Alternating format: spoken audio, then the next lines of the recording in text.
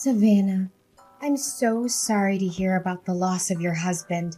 I know that this is a heartbreaking experience, but death is a part of life, and no one can escape it. I'm sure that he did the best he could. In fact, Jim's battle with cancer was a true inspiration to us all. Thanks for your condolences, Mom. Jim had been fighting cancer with incredible resilience for almost 3 years. We had our share of tears, but we also had so many happy memories. I'll cherish those memories forever. I'm still grieving, but I'm starting to feel stronger, Mom. It's a shame that you and Dad couldn't make it to my husband's funeral yesterday, though. Yes, and we're really, truly sorry about that. As we get older, our bodies start to show the wear and tear of time. Just yesterday, I had a minor heart attack which caused immense pain in my chest, and I couldn't even breathe.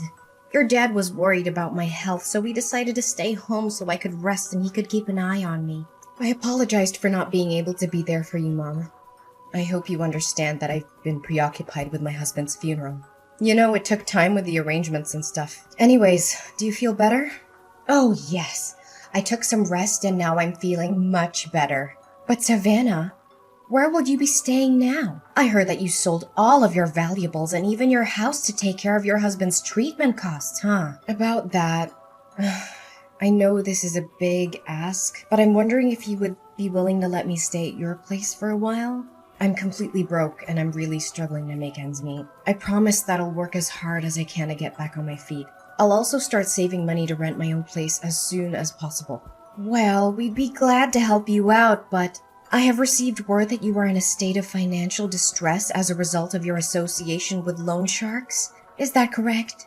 Yes, Mom, I'm also dealing with those people. Honestly, my husband's medical expenses were too expensive for me to handle. I went to the bank, but they didn't agree to lend us any money due to my bad credit score. I really had no other choice but to borrow from loan sharks. Honestly, I can't believe that you're stupid enough to get a loan from those gangsters. I know that they've been to your house and workplace several times demanding payment, and they even beat you up a few times. Is that right? How did you find out about that? Well, if you already know, then I have no reason to hide it anymore. It's true what you just said. They began by threatening me, but their aggression escalated over time, culminating in violence. I'm sorry I didn't tell you sooner, but I didn't want to worry you or anyone in the family. Have you lost your mind, Savannah? Seriously, if I let you stay in my house, those racketeers would show up every day and cause us a lot of trouble. How will me, your father, and your brother live in peace, knowing that there are criminals who could potentially harm us? What kind of person are you, putting your own family at risk like that? Please, Mom, just hear me out, okay? I know loan sharks are dangerous, but I'm doing everything I can to pay them back. This is a difficult time for me, but I promise it's not forever. I'll work tirelessly to pay off my loan. I'm so close to being debt-free. Then everything will be solved. Close to being debt-free? Don't make me laugh. You think I'm stupid enough to believe that? How are you going to clear your debt with the nickels and dimes you earn every month? Your monthly salary isn't even enough to cover your basic necessities, let alone paying your debt. Save your breath. Don't even bother trying to convince me to let you in my house.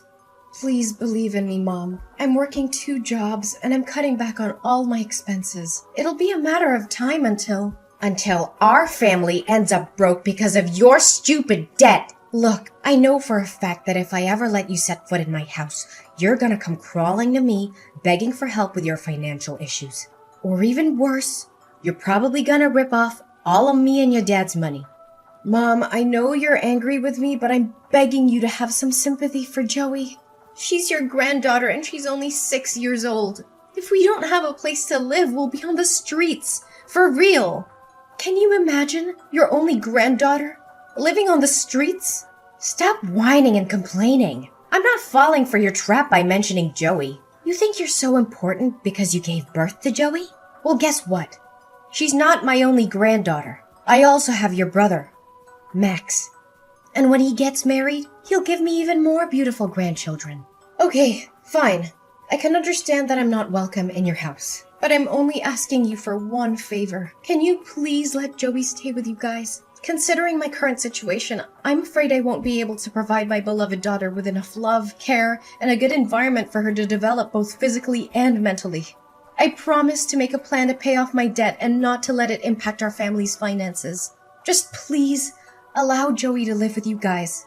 Well, maybe I can agree with that. But give me a few minutes to think. Wait, I just thought of something. The moneylenders also know about your daughter, don't they? Well, yeah. Why do you ask that question?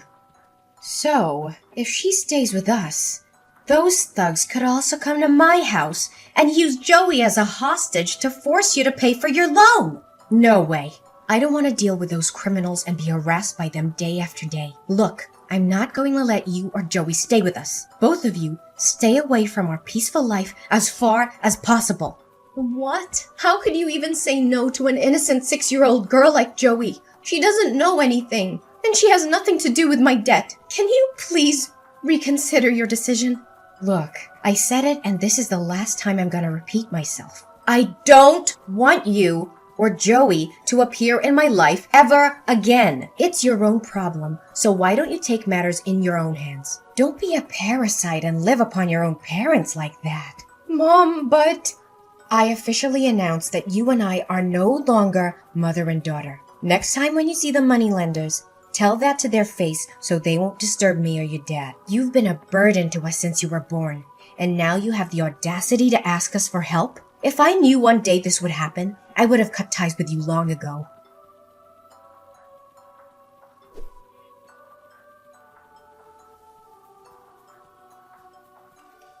Savannah? Are you there? We're in big trouble. Can you help us out? Mom? What's the matter? I thought you already cast me out and deleted my phone number. Anyways, make it quick, because I'm in the middle of my work, so I won't be able to talk to you for long. Who do you think you are to talk to your own mom with that attitude? Look, you need to help your brother because he's in hot water. You mean Max? What happened to him? Your brother's gambling addiction got him into big financial trouble. Now he got into debt because he was gambling away all of his money. He even mortgaged our house for a loan despite not affording the monthly payments. We're in a really bad position right now. If we don't do anything about it, there's a high chance we'll lose our house. Goodness, why am I not even surprised? You already know that Max is addicted to gambling a long time ago, but you never did anything to stop him. When I warned you about the consequences, you told me to shut up, mind my own business, and that he was just gambling for fun. Honestly, Max being in debt is the outcome that you could have easily avoided, but you chose not to. I know, Savannah, and I regret not having taken any action. But what's the point of crying over spilled milk? The most pressing matter at hand is to find a solution to the current predicament. Would you agree, my dear? You know what they say. Blood is thicker than water. We're family, right? So there's no reason for you not to lend us a helping hand in this difficult time. So, after all the things you did to me, including faking being sick so you could avoid attending my husband's funeral and refusing to help me and my daughter, suddenly we become family again? Please, spare me the act. I've already seen past your mask. What? How did you find out about that? I can already see the wheels turning in your head, wondering how I found out about your malingering. Well, I came all the way to your house and I asked the neighbors myself. Unsurprisingly, they told me that you were strutting around the house like a spoiled hen as usual. I could easily guess your true intention of not going to my husband's funeral. Either you wanted to avoid getting yourself into trouble with the loan sharks, or you were just too afraid that I would ask you for help. Oh, Savannah, please don't misunderstand me like that. I didn't attend the funeral because I wanted to keep you safe. I couldn't bear to tell you in person that I wanted to cut ties with you. I knew it would have come as a big shock to you, and I didn't want to add to your pain. You said it yourself. You have cut me off from your life. Why do you suddenly come back and ask me to help Max with his problems? Well, who else could I be asking other than you? You, Max, your father, and Joey are my only family in this world. And how am I supposed to help you out when I myself already have a problem with finances? Do you know that me and Joey are now living in a homeless shelter? It's all thanks to your kindness, Mom. What? Homeless shelter? You can't even afford to rent public housing or a small apartment? I thought you would have changed by now. Gosh, 1 year has passed and you're still dirt poor like the last time I saw you. If I knew that you're still living like a rat like this, I wouldn't bother wasting my time talking to you. Just get out of my life. I don't want anything to do with you anymore. Yeah, thanks, Mom. I really appreciate it. And I would also be more thankful if you don't suddenly appear in my life just to talk down to me like this. Just delete my number. Whatever. Yeah, I'll delete your number even if you didn't tell me to. Gosh, if anyone finds out that I have a homeless daughter like you, I'd be so embarrassed that I could sink through the floor.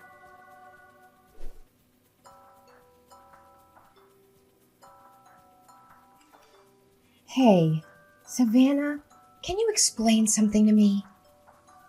You again? I thought you already removed my number from your phone. What's the problem this time?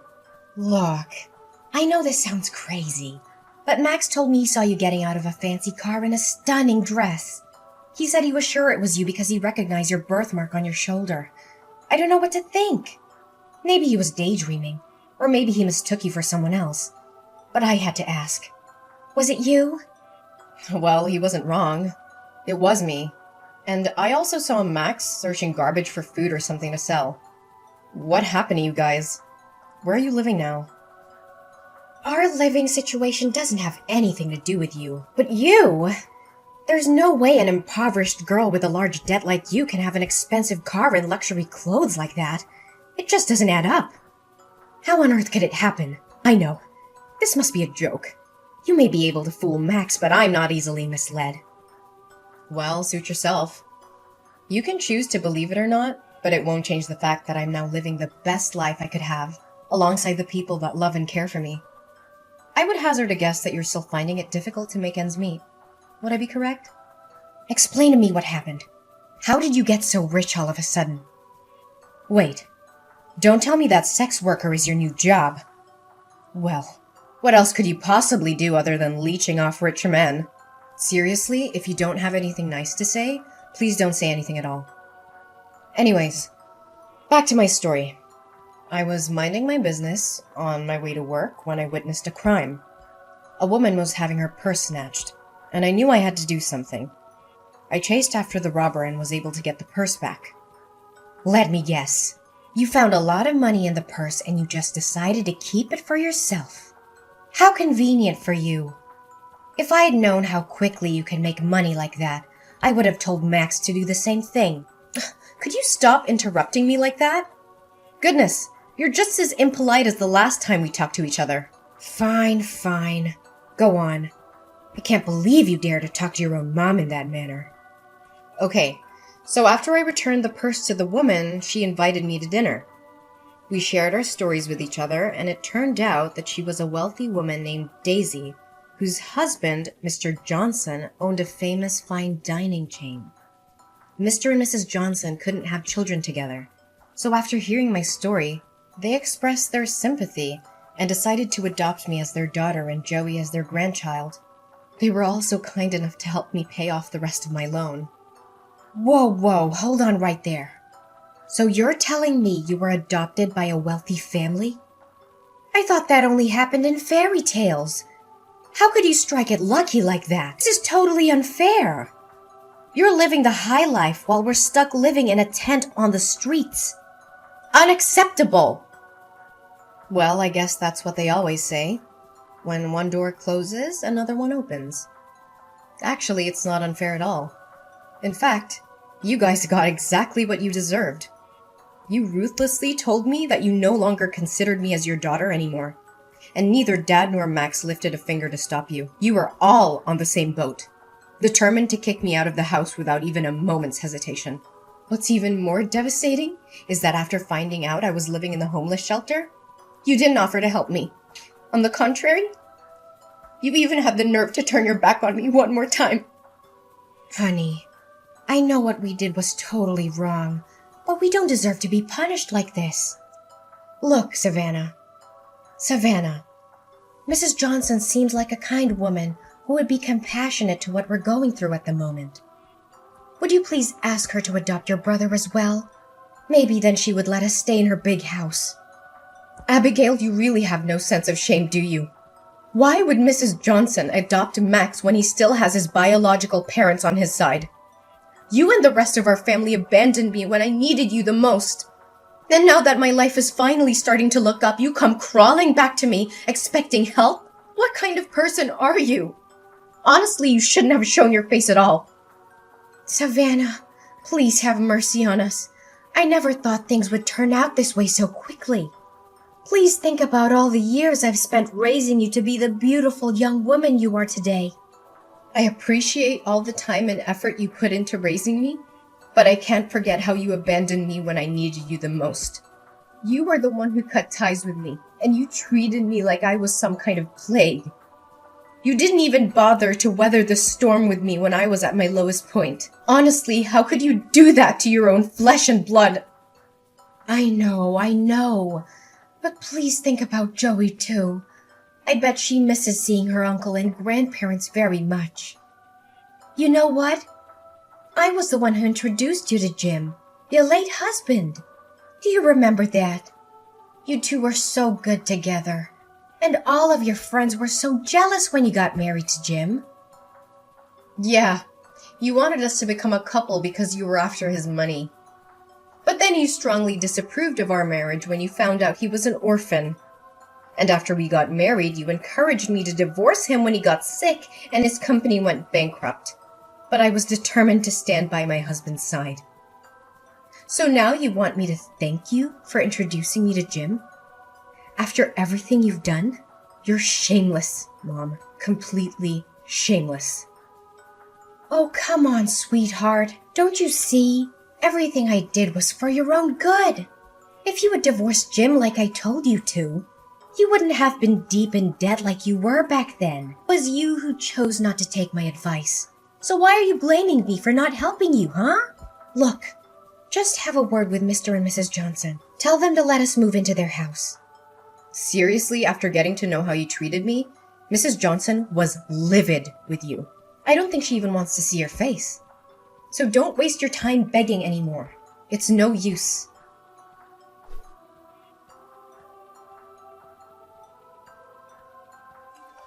Why did you appear at my wedding? I don't recall having invited you. And more importantly, how did you find out about it? Oh, Savannah. You might not know it, but I was watching over you the whole time. I know everything about you and your new family. You mean stalking me? Good joke. But serious talk here. You could have chosen anyone. But why an ordinary cashier like Michael? That part I can't understand. I mean, I didn't even know that job exists. Well, there are more important things in a marriage than money, you know. Michael always lights up my world with his positive energy, and we truly love and cherish each other. By the way, I've had enough of your constant texts and calls. I'm also tired of you showing up at my front door and making a fuss. I know Max got himself into trouble again, but ain't no way I'm gonna help you guys. I've already agreed to send you a monthly allowance and rented you a small apartment. That's the best I can do. Please help us, dear daughter. Max got back to his old way again. He swindled the money you sent me, gambled it all away, and ended up in debt again. And I can't believe he was stupid enough to actually steal a car and got caught by the police only 30 minutes after that. Now the victim demands $50,000 for restitution, or else your brother will be sentenced to 5 years in prison. Please do something about it, Savannah. I know you told me about that, but this time I'm not gonna help you anymore. It's all your fault that he became like this. You didn't do or say anything to stop him, and you tolerated each and every one of his crimes. Now it's time for him to man up and take responsibility for his actions. Please, honey. You know Max is my precious son. I can't stand seeing him being locked up in jail like that. You saw me kneel down and beg for your forgiveness at your wedding, didn't you? I know we did you wrong, but please give us another chance. It's none of my concern. You should consider yourself lucky that I even let you sit through my whole wedding, even though you cried and made a scene the whole time. My adoptive parents were this close to calling the bodyguard to kick you out. I told you already. I'm not going to help you anymore. Max has to learn his lesson, and so do you.